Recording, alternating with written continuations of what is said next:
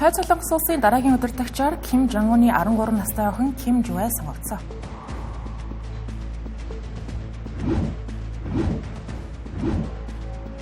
Америк нэгдсэн улсын төлөөлөгчдийн танхим Канада улсын эсрэг тарифыг цуцлахыг дэмжижээ.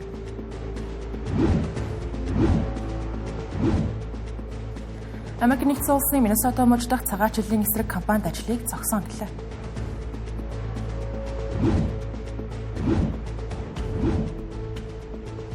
Украин улсын тамирчин дайнд ам өрөвдөгсдийн зурагтай дуулганы улмаас Олимпиад оролцох эрхгүй боллоо.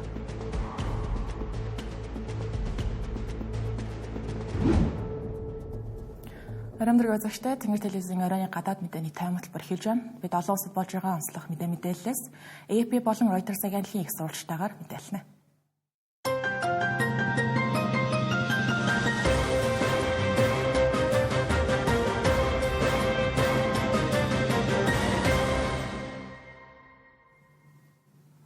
За олон улсын анхаарал бүгд найрамдах хардчилсан Солонгос ард ус буюу Хойд Солонгос улсын удирдагч Ким Жон Уны дараагийн үе залгамжлагч хэн байх вэ гэдэг сэдв байгаа. За тэгвэл өнөөдөр бүгд найрамдах Солонгос улсын тагнуулын албанаас буюу Сөүлээс Ким Жон Ун өөрийн 13 настай охиныг өөрийн үе залгамжлагчаар бэлдэж байгаа талаар мэдээлсэн байна. Ангиснаар удирдагч Кимийн гэр бүл 4 үеэрээ улс гүрний эрхийг барих болж байгаа юм. Тагнуулын албаныхан Хойд Солонгост энэ сарын сүүлээр ажилчны намын их хурал болох төлөвтэй байгаа талаар мэдээлсэн байна. Хурал удирдагч Ким Жон Ун ирэх 5 жилийн бодлогын зорилтуудаа танилцуулж өөрийн эрх мэдлээ баттгах зорилготой улс төрийн нэлээд томд тооцогддог арга хэмжээ болдог байна. Гэхдээ хурлын төв Хойд Солонгосын албан ёсоор зарлагдаагүй урдны жилүүдэд 5 болон 1-р саруудад болж байсан байна. Өмнө Солонгос улсын тагнуулын албаныхан удахгүй болох энэхүү хурлаас гарах үр дүнг ихээхэн онцолж ажиглаж байгаа юм. Тэд хурлын үеэр түүний охины оролцоо болон гарах шийдвэрүүдэд нөлөөлөх хэсгийг анхааралтай ажиглана. Мөн түүнийг дараачийн удирдагч байж болох ямар нэгэн батлагдсан мэдэгдэл хуулийн шинжилэл гарах хэсэгтэр ихээхэн анхаарч байгаа гэдгийг мэдгдсэн байна. Охины тухай танилцуулах юм бол Ким Жон өдгөө 13 орчим настай Хойд Солонгосын төрийн хэвлэл мэдээллийн хэрэгслүүд охины нэрийг хизээж дэлхийн нийтэд зарлаж, албан ёсоор зарлаж байгаагүй. Түүний талаар мэдээлэлтэй түүнийг Ким гэр бүлийн эрхэм нандин хүүхэд, хамгийн хайрлагдсан хүүхэд гихчл нэрийд нь дурдж байжээ. Харин түүнийг Ким Жон гэж дэлхийн нийт таньсан нь NBA-ийн тоглогч асан Деннис Родманы хэлсэн үнээс үүдэлтэй байгаа. Тэр 2013 онд Пиндянд айлчлах үеэрээ Кимийн нэлх охиныг тэрч ясан гэж хэлж байсан юм. Энэхүү өнөөдөр Өмнө Солонгос улсын тагнуулын албаныхан охиныг тэр жил буюу 2012 юм уу 2013 онд төрсөн гэж үзэж байгаа юм. Тэр анх 2022 оны 11-р сард болсон төв хоорондын баллистик пуужингийн туршилтын үеэр олон нийтийн өмнө гарч иж байсан. Тиймээс өнөөдрийн хүртэл АФТ-га буюу удирдагч Ким Жон Унтай хамт цэргийн жагсаал, үйлдвэрийн үзлэг, дипломат уулзалт зэрэг улсын өндөр зэрэглэлийн арга хэмжээнд оролцож олонний өмнө байнгын гарах болсон байна. Нэгэн жишээг дурдах юм бол тэрээр 12 настай байхдаа буюу өнгөрсөн оны 9-р сард АФТ-га Хятад улсын дарга Ши Жинпинтэй уулзахаар Бээжинд айлчлал хийж байсан. Энэс сануулгад өмнө нь түүнийг зүгээр л залхамжлагчийн сургалтанд сууж суралцаж байгаа гэж мэдээлэл мөн гарч ирсэн. Гэхдээ саяхан Өмнө Солонгос улсын үндэсний аюулгүй байдлын албаны харьяа тагнуулын албанаас хийсэн хаалтай мэдээллийн үеэр Ким Жуайгийн улс төрийн байр суурийг өв залхамжлагчаар дурдж мөн түүнийг дараачийн удирдагчаар томилохоор зэхэж байгаа талаар ярьсан юм байна. Энэ түүний улс төрийн нэр хүнд сүүлийн жилүүдэд ихээхэн өсөж төрийн гол бэлтгэлийн ёслолын арга хэмжээнд оролцдог болсонтой холбоотой юм байна. Гэхдээ сонирхолтой нь 1948 онд үүсгэн байгуулагдсан цагаас хойш Хойд Солонгосыг зөвхөн Кимийн удмын эрэгтэйчүүд удирдах байсан. Одоогийн удирдагч Ким Жон Ун өөрөө 2010 онд буюу 26 настай байхдаа эрх барих болсон юм байна. Энэ хуучин удирдагч түүний аав Ким Жон Ил цус харуулж нас барсан учраас 2011 онд харьцангуй хязгаарлагдмал эрхтэйгээр засгийг удирдах эхэлсэн байдаг. Энэхүү Хойд Солонгосын гүн нэвтсэн консерватив уламжлал үзэлтэй эрчүүд давмгайлсан улс төрийн соёлд эмэгтэй залгамжлагч сонгогдно гэдэгт эргэлзэж байгаа талаар Өмнө Солонгосын хэд хэдэн эрх баригчид хэлж байсан байдаг. Гэсэдэж одоогийн нөхцөл байдал болох Ким Жон Уны охин улс төрийн нэр хүнд цэрэг зэвсгийн арга хэмжээнд улам бүр төвлөрч байгаа нь ахин эргэлзээ гарахад хүрэж байгаа юм. Мөн түүнээс гадна Ким Жон Уны дүү болох Хойд Солонгосын төрийн хэргийн комиссын гишүүн Ким Ёжон боломжит өв залгамжлагчаар дурддагдж байсан. Гэхдээ хэрвээ түүний охин Ким Жон Хойд Солонгосын дараачийн удирдагчаар батлагдах юм бол Хойд Солонгосыг удирдах анхны эмэгтэй болох байгаа. Ангиснаар дэлхийн хамгийн хатуу хяналттай улс төрийн тогтолцоонд томоохон хөгжил дэвшил гарч магадгүй гэж шинжээчид үзэж байна. За Америкийн нэгдсэн улсын хууль тогтоох дээд эрх мэдэл бүхий байгууллага болох Конгрессийн доод танхим буюу төлөөлөгчдийн танхимд бүгд найрамдах намынхан олонх байна.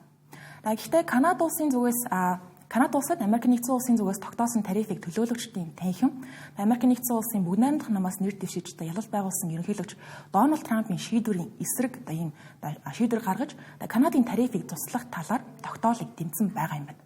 Үүнд ардчилсан намынхын эрхүү тогтоолыг тэргүүлж 6 бүгд найрамдах намын гишүүд дэмжсэн байна. Санал хураалтад 219 гишүүн дэмжиж 211 нь эсэргүүцсэн байна. Гэхдээ энэ тогтоол хууль болохын тулд дээд танхим буюу сенатаар мөн батлагдаж ерөнхийлөгч Дональд Трампын гарын үсэг зурах ёстой байна. Дональд Трамп Канадын тарифыг нэмэх захирамж гаргасан учраас өөрийнхөө шийдвэрийн эсрэг санал гаргаж хуулийн тогтоолд гарын үсэг зурж батлах магадлал байхгүй гэхэд болно. Дональд Трамп дахин сонгогдсон цагаас хойш Канадын эсрэг хэд хэдэн удаа тарифын арга хэмжээ авч байсан. Тухайлбал 2025 онд Канадын импортод 25% тариф тогтоож дараа нь 35% хүртэл өсгсөн байна. Наман Канад хятадтай худалдааны хилэлцээр хийхээр зэхиж яагаад дургуутсал илэрхийлж Дональд Трамп 100% импортын татварыг ноогдуулна гэж сүрдүүлийн шинжтэй мэдээлэл хүртэл хийж ирсэн.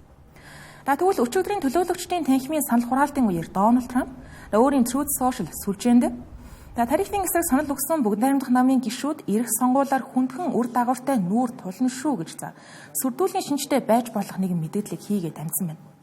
Тэрээр тарифыг Америкийн нэгдсэн улсад эдийн засаг, үндэсний аюулгүй байдлын хувьд ихээхэн тус болж байгаа чухал зүйлээ гэж тайлбар өгдөг байна. Энэхүү санал хураалтыг Дональд Трампын ойрын холбоотон болох төлөөлөгчдийн танхимын дарга Майк Джонсон зогсоохыг оролцсон боловч амжилтгүй болсон байгаа юм. Бүгд найрамдах нам танхимд маш бага зөрүүтэй олон байгаа учраас цөөн хэдэн гишүүн л ардчилсан намын талд орж ардчилсан намынхан эв нэгдэлтэй байж чадхад л саналын дүнг эргүүлэх бүрэн боломжтой гэдэг нь харагдаж байгаа юм. Тогтоолыг санаачлагч ардчилсан намын гишүүн Григори Микс Дональд Трамп тарифыг холбоотнуудаа дарамтчилгалт үзүүлэх хэрэгсэл болон ашиглаж байна гэж шүүмжилж байна. Үүнийх нь улмаас Америк гэлтгүү олон улсын эдийн засгийн нөхцөл байдал докторгүй болж байна гэж буруутгаж байгаа юм. Мөн тариф нь Америкийн нэгдсэн улс болон Канада улсын харилцааг муутгаж, Канадыг хятад руу ойртуулж, Америкийн нэгдсэн улсад инфляц үнийн өсөлт бий болгосон гэж дүнсэн байна. Ардчилсан намын энэхүү байр суурийг дэмжиж байгаа бүгд найрамдах намын гишүүдийн нэг болох Дон Бакны тухайд тарифыг эдийн засагт маргаангүй сөрөг нөлөөтэй. Эцсийн дүндээ Америкийн хэрэглэгчид, үйлдвэрлэгчид, фермерүүд төлдөг 70 татвараа гэж хэлсэн байна. Одоо энэхүү тогтоол Америкийн нэгдсэн улсын сенат руу шилжин тэнд бүгд найрамдах намынхан ч гэсэн олох байгаа. Гэхдээ мөн л бага зөрүүтэй. Эдгээртээ зэрэгцэн Дональд Трампын тарифын бодлого үндсэн хуулийн хүрээнд зөв эсэх талаар Америкийн нэгдсэн улсын дээд шүүх тун удахгүй хийлцэж эхлэх гэж байгаа. Америк болон Канадын худалдааны бодит нөхцөл байдлыг тоон статистикаас харах юм бол энэхүү хоёр улсын дэлхийн хамгийн нэгт уялдаа холбоотой худалдааны түншүүд байгаа. Хоёр улсын жил тутмын худалдааны нийтргэлт 800 тэрбум $аас давдаг. Канадын нийт экспортын ойролцоогоор 75% нь Америкийн нэгдсэн улс руу, Канада улсын тухайд Америкийн нэгдсэн улсын хамгийн том экспортын зах зээл тооцогддог байна. Америкийн нэгдсэн улсын Миннесота мужид 2 сар хэртэйгээр Америкийн нэгдсэн улсын цагаачлалын алба тун хатуу цагаачлалын хуулийг хэрэгжүүлэх чухал арга хэмжээг зохион байгуулсан, тусгай ажиллагаа зохион байгуулсан. Үүнийх нь улмаас Америкийн нэгдсэн улсын 2 иргэн цагдаагийн гарт амиа алдсан хэрэг гарсан байна. Тэгвэл үүнтэй холбогдуулан нөхцөл байдлыг намжаахаар Дональд Трампын цэцгэргааны гишүүдийн нэг болох Том Хомен Миннесота мужид ажиллаж байгаа юм байна. Тэр өнөөдөр энэхүү тусгай ажиллагааг Америкийн нэгдсэн улсын ерөнхийлөгч Дональд Трамп зогсоохыг зөвшөөрсөн гэдгийг олон нийтэд зарлажээ. Америкийн нэгдсэн улсын хилийн бодлогын асуудал хариуцсан ажилтан Том Хомен ерөнхийлөгч Дональд Трамп энэхүү цагаачлалын хууль сахиулах тусгай ажиллагааг дуусгахыг зөвшөөрсөн гэрээнд гарын үсэг зурсан гэдгийг хэлж байна. Миннеаполис хотод болсон хэвлэлийн баг хурлын үеэр нөхцөл байдал мэдэгдэхүйд сайжирсан учраас ажиллагааг зогсоож байна гэж тайлбар өгсөн байна. Нийт албан хаагчдыг татан буулгах үйл явц эх 7 хоног хүртэл үргэлжлэнэ. Үүний өмнө буюу өнгөрсөн 7 хоногт Миннеаполис, Сент Пол хотуудыг хамарсан бүсээс 700 орчим ажилтныг татан гаргана гэж зарлаж байсан.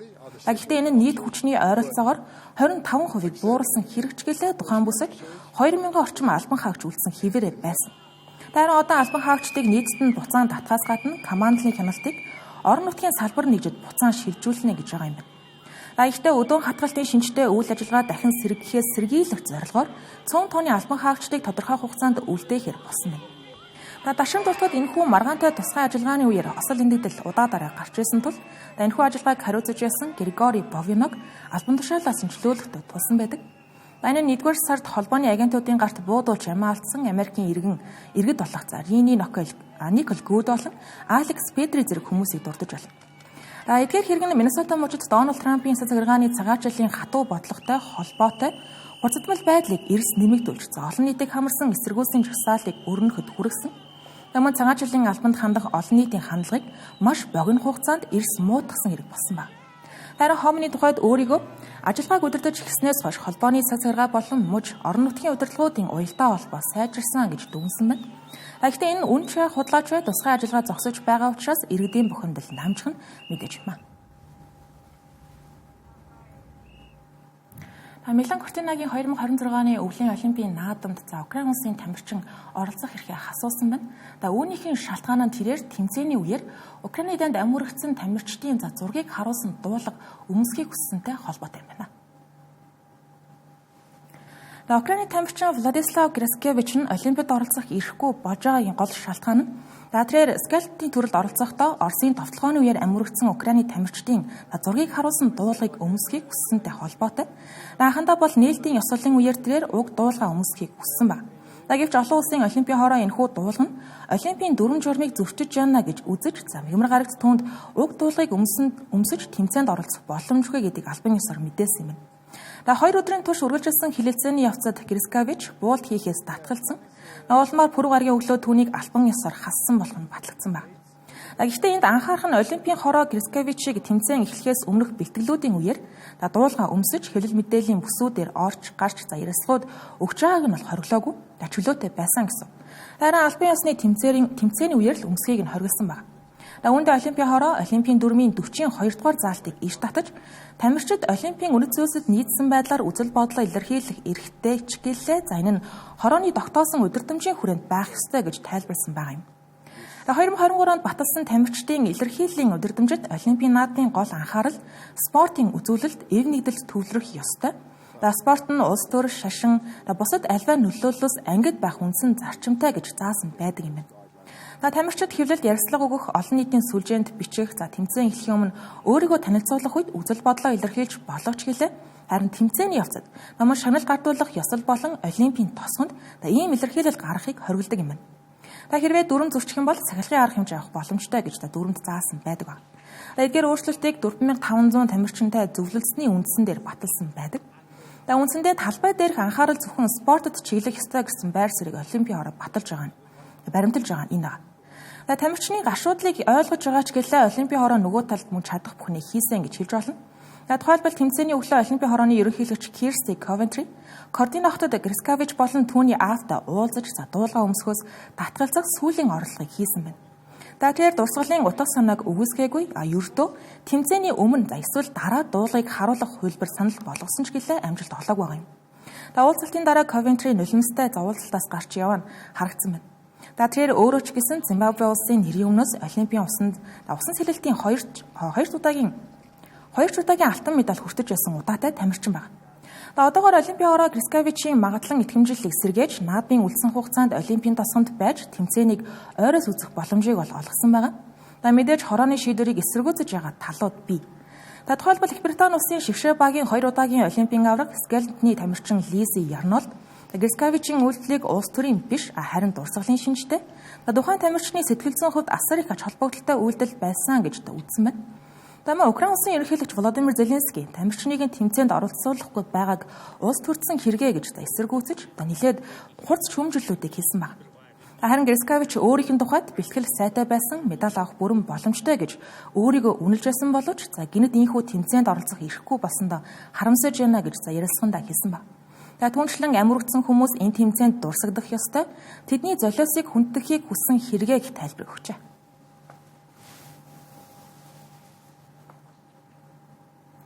Мэдээ үргэлжлүүлж байгаа хөрвүүлэн зарим мэдээллийг тавчаар багслан мэдээллээ. Бангладеш улсад ерөнхийдөө дасан Шейх Хасинаг огцруулсан 2024 оны эсэргүүцлийн жагсаалаас хойших анхны сонгуульд Бангладешийн үндэсний нам парламентын 300 суудлаас 212-ыг авчээ. Энэхүү Бангладеш улсын шинэ ерөнхий сайдаар Тарик Рахман ажиллах нь тодорхойллоо. Уг нам ардчлалыг сэргээж эдийн засгийн шинжилгээг хэрэгжүүлж ерөнхий сайдын бүрэн эрхийг хязгаарлахыг амлаад байгаа юм а.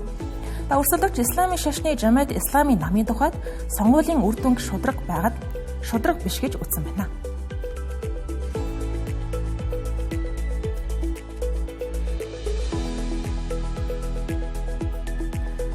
2026 оны Мюнхний аюулгүй байдлын хуралд оролцохоор олон улсын удирдагчид болон аюулгүй байдлын мэргэжилтнүүд Германд цугларч байна. Энэ жил хурал олон улсын дэг журам алдагдаж байна гэх сэдвийн дор болж байгаа. Мөн Америк нэгдсэн улс болон Европын харилцааны өнөөгийн түвшин хилцүүлгийн гол сэдэв болох төвтэй байгаа юм. Нийтдээ хуралд 70 гаруй улс орны төлөөлөгчид оролцож Украин, Газа, Судан зэрэг олон бүс нутгийн аюулгүй байдлын сорилтуудын талаар хэлсэн гэлээ. Энэхүү арга хэмжээнд Европ өөрийн баталгаажуулах чадварыг сайжруулах, Америк нэгдсэн улстай харилцаагаа хэрхэн үргэлжлүүлэх талаарх чухал ахламуудыг тодорхойлох мөч болж байна.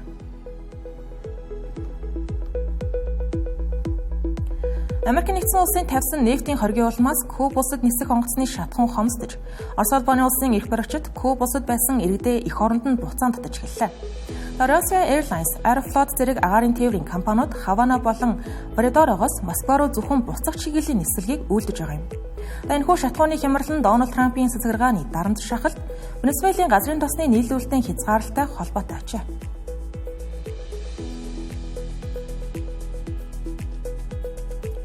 Орос улбаны улсын Волгоград хот дахь Лукойлийн газрын тос боловсруулах үйлдвэр Украины дроны халдлагад өвдсөний улмаас үйл ажиллагаагаа зогсоолоо. Энэхүү халдлагын улмаас гал гарч үйлдвэрийн хүчин чадлын 40%-ийг бүрдүүлдэг түүхий тос нэрх CDU-1 төхөөрөмж ноцтой гинцэн байна. Энэхүү үйлдвэр өдөрт ойролцоогоор 140 мянган баррел тос боловсруулах хүчин чадалтай. 2024 онд энэхүү үйлдвэр 13.5 сая тонн газрын тос боловсруулж, Орос улбаны улсын нийт боловсруулах хэмжээний 5 орчим хувийг бүрдүүлж байсан гэлээ.